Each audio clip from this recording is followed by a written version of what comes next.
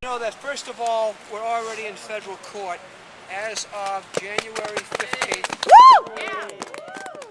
The American Civil Liberties Union is in federal court in the First Circuit. And by the way, in this organization, there are 400,000 people in the country on this issue. Good, good. Very quickly, we have grave concerns about a controversial rule put in place by the Bush administration that would jeopardize women's health and access to birth control.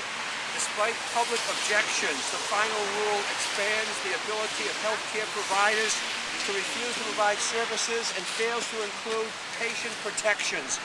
The new rule is now in place. The new rule is President Bush's parting shot at women's access to basic health care. The Bush administration has continually put politics and ideology before science and patients' health. Yes.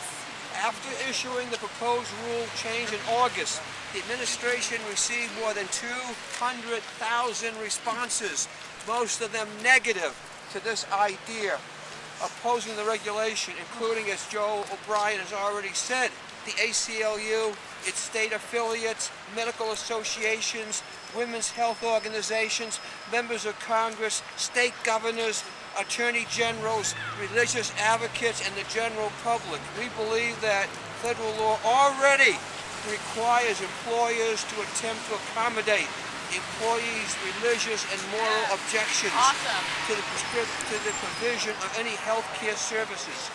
Contrary to existing federal law, the new rule fails to carefully balance protection for individual religious liberty and patients' access to reproductive health care.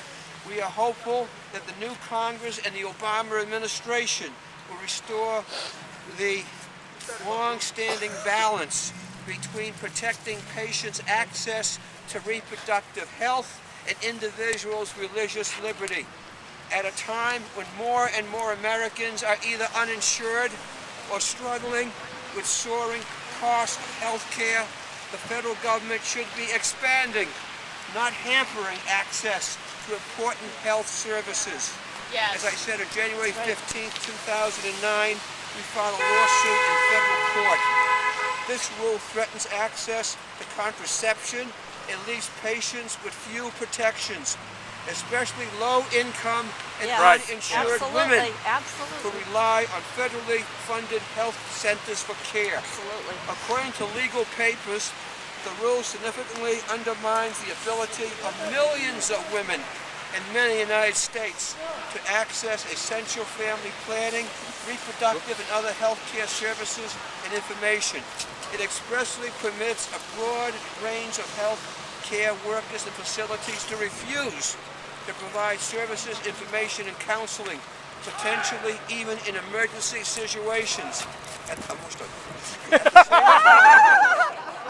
fails to require refusing providers to either notify the employers or notify the patients that certain services will be withheld. And just a very short statement at the end of that, for Americans United, one paragraph, 60,000 people. I'm the president of Massachusetts. We believe because the regulation imposes an absolute requirement that institutions accommodate the religious objections of their employers, whatever the cost. The regulations violate the Establishment Clause of the First Amendment of the U.S. Constitution. In addition, because it subjects hospitals to loss of hundreds of millions of dollars for failure to comply with standards, they are entirely unclear. The regulation is unconstitutionally vague. Thank you. Thank you.